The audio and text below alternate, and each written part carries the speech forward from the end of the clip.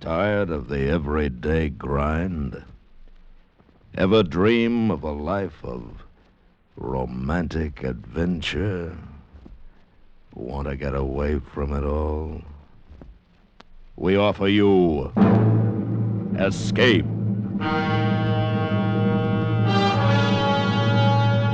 Escape, transcribed to free you from the four walls of today for a half hour of high adventure.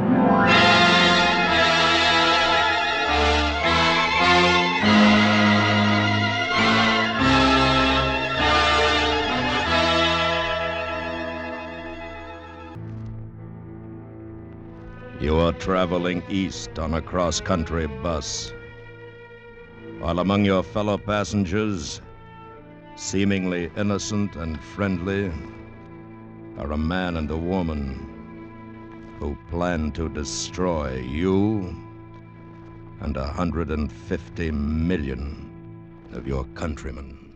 Listen now as Escape brings you Anthony Ellis's exciting story, Classified Secret.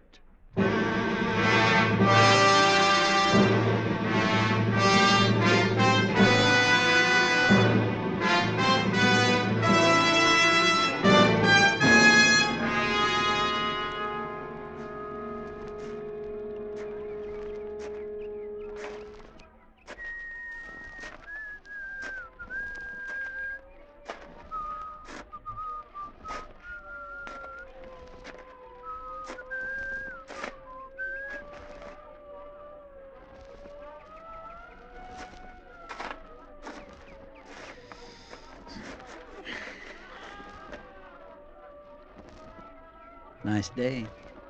Yes. Kids sure know it's spring. Look at them. I've been watching them. Yeah. Kind of glad, though, I haven't got any. Oh? Well, you know, world conditions, things the way they are. Who wants to bring a kid into it? I suppose so. Do you have a match? Sure. Here you are. Thanks. Have you got it? What's the matter? Well, you don't look the type. I almost hoped you weren't. Have you got it? With me? No, but I'll take you to where it is. All right. The money's in 10s, 20s, and 50s. In the sack with the groceries? Mm-hmm. I thought it'd be safer that way. I guess so. How much? 10,000. 10? That's what you agreed to? I said 20. I was told 10. They made a mistake then, didn't they? Sorry. What are you trying to do? Nothing. Not a thing. I was told you were with us. I am, but I get paid for it too, don't you? I can't sit here any longer. We might be watched. Will you please give me... Sorry. It was a misunderstanding. But Unless you want to take me to the head man, maybe he can straighten it out. I haven't any instructions for that. Where can I reach you? As of about 2 hours from now, you can't. I'm leaving town. Will you give us 24 hours? It'll take that I'm long. sorry. If you can't pay what I want, there's somebody else who will. I'm going. So long. I was sitting on a bench in a little park in North Hollywood, California. The early spring sun was warm, and there was a smell of fresh-cut grass. I watched the woman I'd never seen before walk off down the path. She was headed for the avenue and some cars parked beyond the trees. I thought how nice it would have been if she were just a woman in the park and nothing else. I waited until she was out of sight, then I got up and walked away in the opposite direction.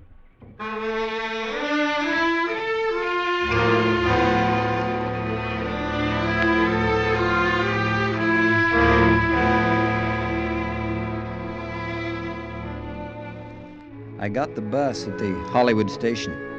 I had a train ticket in my pocket, but with the new development, it looked safer to ride the bus. Just before we pulled out, a girl climbed aboard and came down the aisle looking for a seat. Excuse me, is this number... 18. Oh, thank you. Oh, here, let me put your case up. Well, thank you.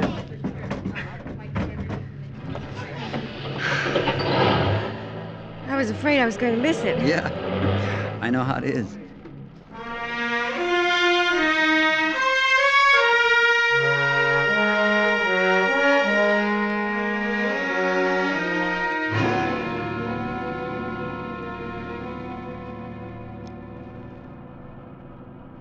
I settled back and watched the city drift away into desert country. As the buses go, it was pretty quiet. There was a 4 or 5-year-old kid with his mother a couple of seats forward, but he dozed off almost as soon as we got running.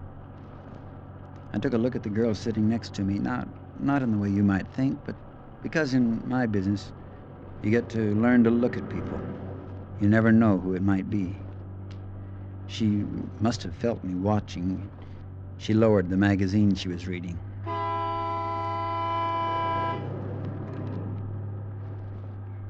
Would you care to look at one of these? That's nice of you. I always forget to buy them. Well, this one's a mystery. I don't usually read them, but on a long trip, they kind of pass the time away. Yeah, they do. How far are you going? New York, That's a long trip, all right. I'll say. I haven't been back for 10 years. Bet it's changed. Yeah, I guess so. I read the mystery well into Arizona. When I finished, it was beginning to get dark. The kid up ahead was awake and hungry. There was a feeling of expectation on the bus as we drove into the first night of travel. Did you enjoy it? Oh, yes, it was fine. Thanks a lot. What was it about? Spies.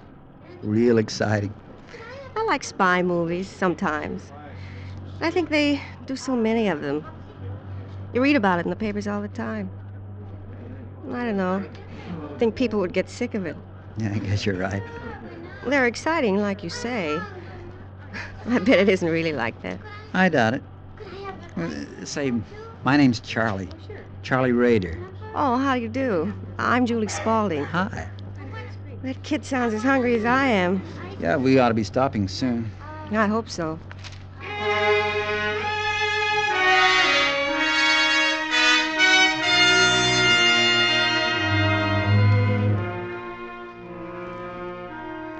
About 15 minutes later, we pulled up at a restaurant terminal and went in for food.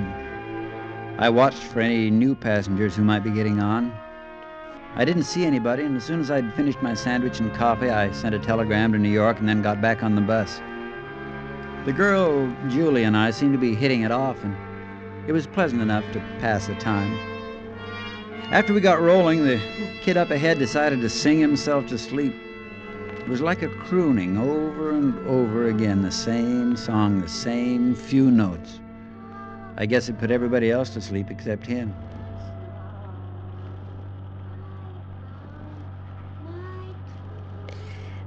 Makes you sleepy, doesn't it?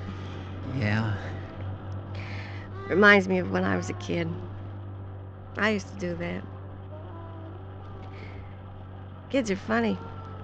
How? Well, I don't know. I'm going back to New York for my sister's wedding. She's getting married next week. She says she wants lots of kids. I don't know. Yeah, I know what you mean.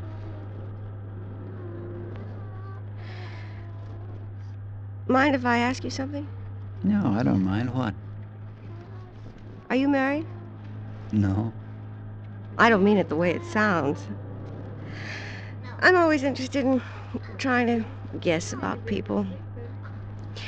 Now, I would have figured you were a married man with maybe 2 or 3 kids. No, I'm not married. Oh.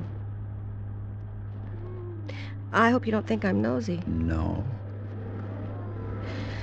Well, that kid singing fixed me. I'm gonna take a nap. Good night, Charlie. Good night.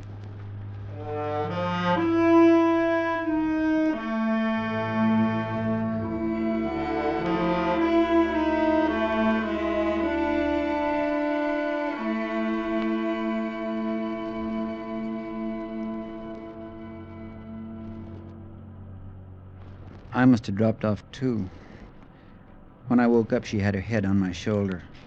A lock of her hair was falling over her closed eyes. And then I knew something was different on the bus. Somebody on the other side of the aisle, watching. Excuse me, mister. Have you got a match? I'm clean out. Sure. Just a minute. Here you are. Thanks. No, keep them. Oh, fine. Thanks a lot. Say, have you got any idea where we are? I'm not sure. I got on at Flagstaff an hour or so back. Oh, boy, I envy her. I wish I could sleep like that. Your wife? No. Oh, say, that's rude. Taking your matches and not offering you a cigarette. Oh, that's okay. No, I don't want one now, thanks. Say, I want to tell you something. There's a lady in the seat behind you. I think you've met her before in the park. Right? We brought her with us to identify you. But she gave us a pretty good description back in L.A. Good for her. Well, this is going to be a nice trip. Nothing like traveling with people you know, is there? Nothing like it. I don't suppose you've got any reading material you could let me look at. How about a mystery? It's a spy story. Pretty good. No, I was thinking of something else. I think you know. Something more scientific. I'm very interested in airplanes. Jet motors. Sorry.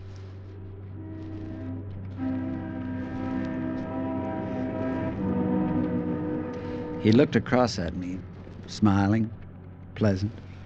And to anybody watching, it was nothing more than the casual conversation of two strangers brought together by the night and sympathy of loneliness.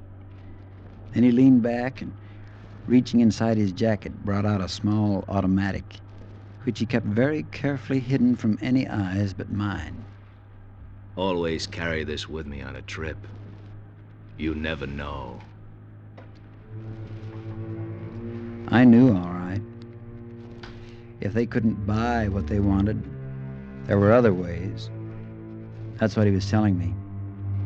And I saw in the man's smiling face that I'd never reach New York unless I killed them before they killed me.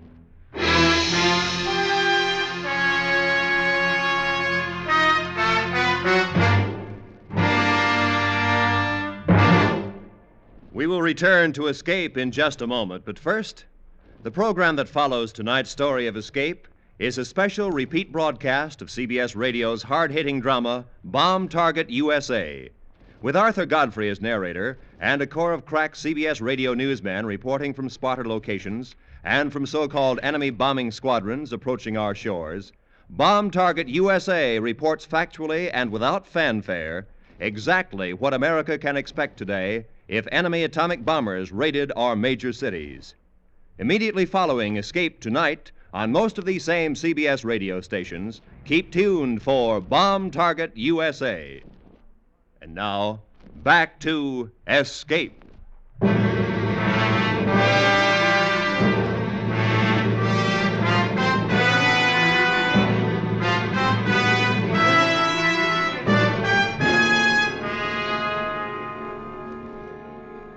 Julie and I had breakfast somewhere in New Mexico. The woman from the park and the man who carried the small automatic sat in a booth while we ate at the counter. I'd thought about things most of the night, and I decided to tell the girl, not too much, but enough so that she might be able to help. And I knew I'd need some help. Coffee's pretty good here. Yeah. Cigarette? No, thanks.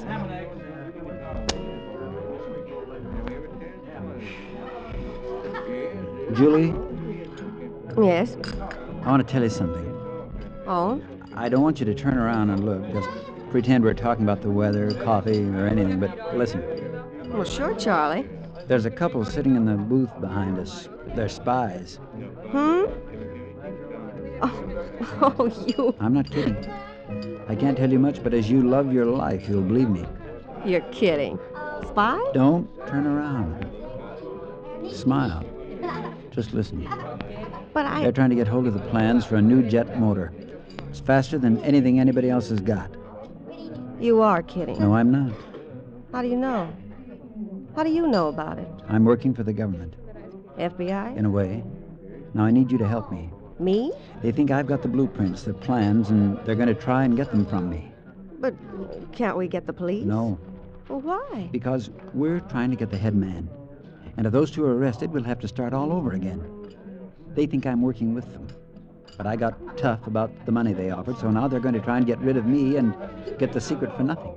Did they follow you from Los Angeles? Yes, they got on during the night in Flagstaff. All right, folks. I don't let's see. go. Well, Just stick with me. I'll explain at the next stop. We can't talk about it on the bus because she's sitting right behind and he's across the aisle. listen, are you pulling my... No. No, you're not, are you? I'm not.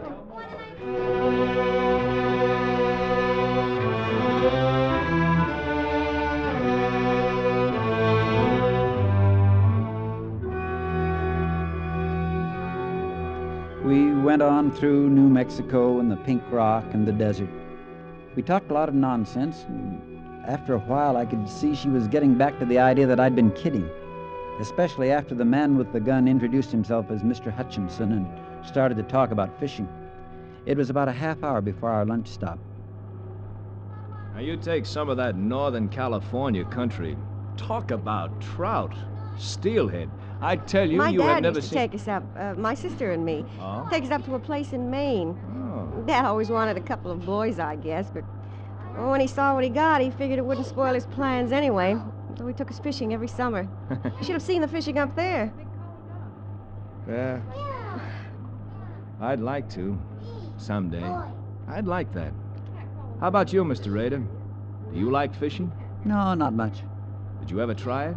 A little when I was a kid. You ought to take it up again. If you have time. Yes, I might do that. If a man had a little money put away, he could do a lot of fishing. That's the way to live. Have about $10,000, go all over the country fishing, no work, no worries.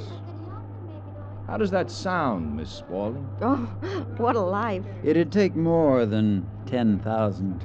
Oh, I don't know. 10's better than nothing. $10,000? Why, you could... They went on talking, and Ah, I did some fishing is a thinking. He was smarter than I'd thought. Looked like a nice, average guy and behaved like one. That's one thing I'd learned. The more ordinary you can be, the less you're going to be suspected, and these people had it down to a science. It wasn't going to be easy because I was going to have to convince Julie all over again. I could see that.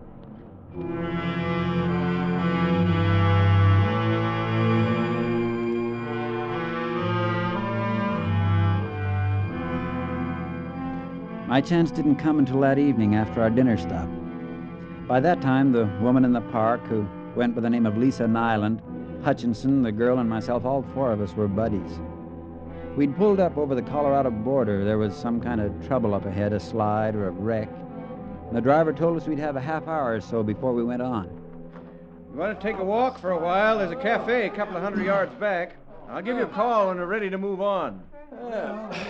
Kind of nice to have an extra leg stretch. How about some coffee? That'd be nice.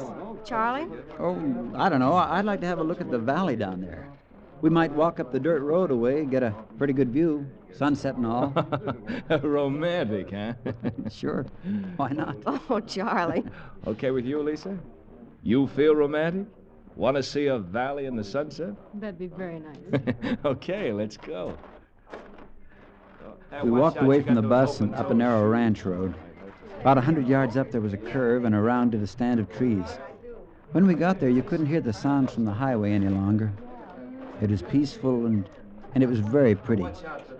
I knew that Hutchinson was delighted about the suggestion. It was going to give him his chance, but he made the mistake of playing it a little too clever. And he kept his game of small talk going a minute too long. We'd got to the top of a cliff overlooking the valley when I stumbled on a rock and fell a few steps behind before they had a chance to stop. And when they did, I already had my gun out. Hey, what are you going to do? Target practice? No. Julie, get over here. You two, stay where you are and keep your hands behind your head. Charlie, are you sure they seem to I be... know what they seem. Now look, I don't want to do this, but it's you or me. You should have made the right deal in the first place. I can't let you go, you know that. We might still make a deal. You had your chance. We've got the 10,000. How about waiting till we get to the next town? We'll have the rest of it telegraphed I make out. mistakes, but not that kind. If you told us what you wanted, we might have been able to get the 20,000 for you in Los Angeles. Turn around, both of you. Oh, now, wait a minute. We're all in this together. We all want the same thing. You figure you can get more money from the head man in the East. Okay. Give us a chance to get it for you. We're in contact. Turn around. He gives us our orders. What difference does it make? Now, look, you shoot us. What do you think they'll do? They won't let you get away with it. They'll kill you. Charlie, you can't just shoot them. Turn them over to the police. You can't Be just quiet. shoot them. He can't tell the police, Julie. He's with us. Only he wants money out of it. And he thinks he'll get more from the head man in the East. Turn around. I'm not going to say it again. Charlie, don't. I know you've got a duty, but you can arrest them. Please, you could still... I told you to be quiet. Arrest? Listen, Raider, you're not going to... You're not going to kill us over 10,000. Why, it's murder, even if you... Miss Nyland dropped without a sound. Hutchinson held his middle for a second and tried to keep his balance. I shot him in the back of the head, and I knew he was dead before his body slipped to the ground. The girl just stood next to me, her hands tightly covering her mouth, and she was shivering. I took a look across the wide valley. The sky was turning purple. I've never seen anybody killed before. I'm sorry. Couldn't you have arrested them or something? Couldn't you? Did you have to? I had to. They wouldn't have stopped at killing both of us if they'd had the chance.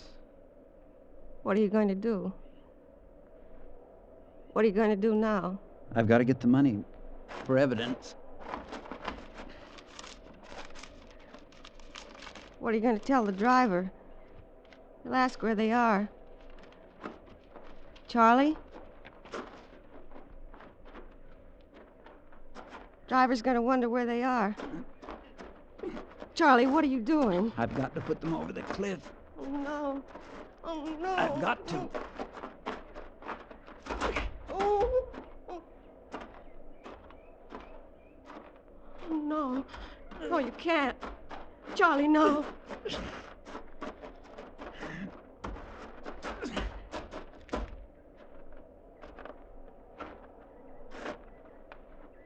All right. Come on.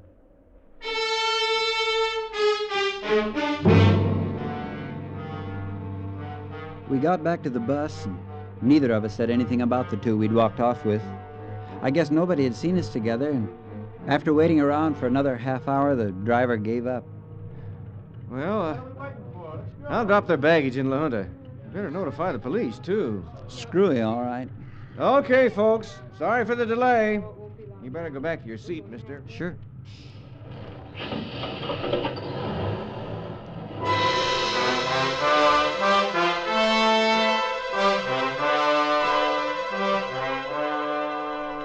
I was starved when we pulled into the depot at La Junta. I'd already made up my mind to lay over and take a detour on another bus. The girl wasn't going to be able to keep quiet much longer, and I had to get rid of her. We got out of the bus, and the two men were standing alongside, waiting. Just a minute, please. Hmm? We're special agents for the FBI. Search him, Larry. Yeah, just a gun and money. Where are the other two? The other two? They're dead. He killed them. Oh. We'll take those plans now, Mr. Rader. And don't do anything silly. There are 4 men covering you. Okay. It's in my shoe. You want me to take it off now? Please.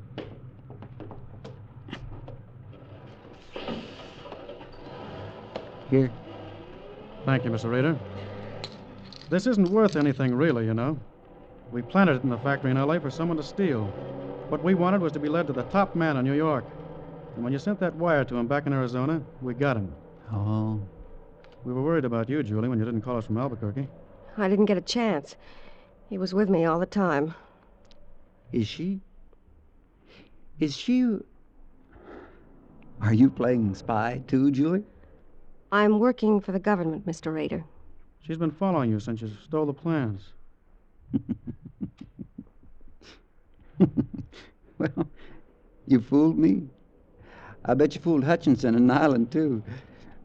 It won't matter to them, though, will it? Well, that's the way it goes. Take him away, will you? I had to watch him murder those two. I don't want to hear him laugh about it. Come on, Rader. We've got a car waiting. Sure. So long, Julie. Nice to have met you.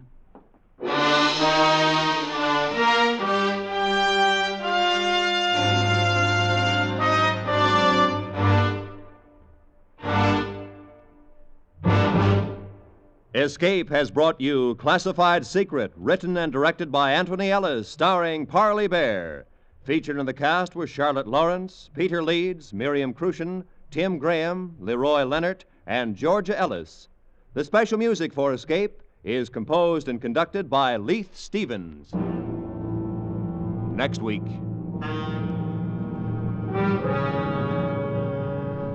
You are in a cantina in Mexico, listening to a man speak his hate for you in word and music, while somewhere, in jeopardy without your knowledge and beyond your reach, is the one you love, who may lose her life, for the man who sits across the table hating you is the only one who can save her. So listen next week when Escape brings you E. Jack Newman's exciting story, El Guitarrero.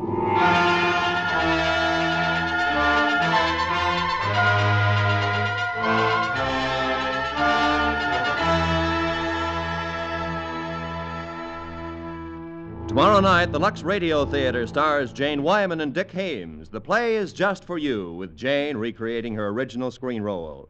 It's a musical comedy about a widowed Broadway play producer who loves his star and faces complications in the reactions of his son and daughter.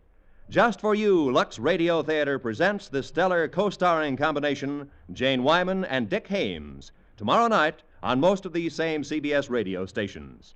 The same evening, CBS Radio stars Fred MacMurray in Suspense's saga of The Great Train Robbery. That's tomorrow night at the Star's address.